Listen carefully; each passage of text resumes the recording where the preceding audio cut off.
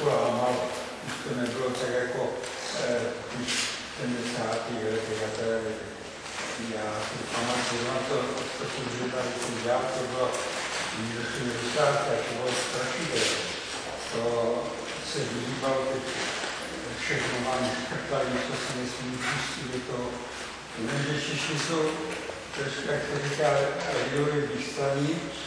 My brali třeba články z Polska, Bulharska, kdy my uznáme ze západu. A my to uváděli jako, že to z Polska nebo to, ale bylo to z západu.